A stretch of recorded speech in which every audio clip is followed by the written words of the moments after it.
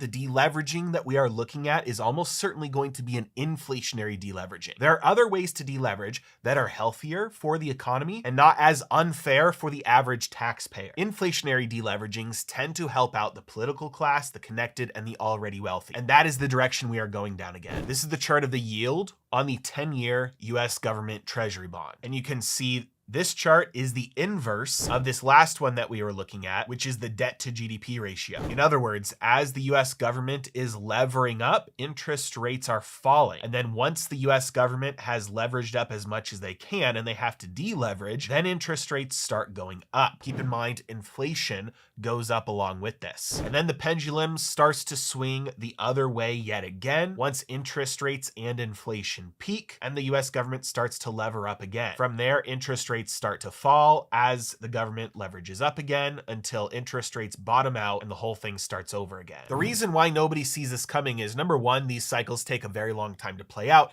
And number two, while they're playing it out, it doesn't seem like it's that painful or there's any real danger in the future. Because for 40 years, from 1980 through 2020, interest rates were falling, which meant the government could lever up basically as much as they wanted. They could take on as much debt as they wanted, knowing that in a year, 2 years, 3 years, they could always just roll that debt over and the interest rate on the debt in the future would be cheaper. And so the cost of growing the debt was actually decreasing. It would cost less and less over time to have more and more debt. Many individuals do the exact same thing with their own debt. If you know that interest rates are gonna go down in the future, load up on debt right now, do all your spending in the present, get all of the stuff that you want right now, and you don't have to worry really about paying much for it, because in a couple of years, you refinance that debt by borrowing new debt and paying off the old debt, and now the cost of paying for that debt is way cheaper. Meanwhile, you're still getting raises, you're still getting promotions, you're getting new jobs, and so your income is going up. So both on an absolute standpoint and on a relative standpoint, your cost of servicing that debt gets cheaper over time, even though the total debt load is growing.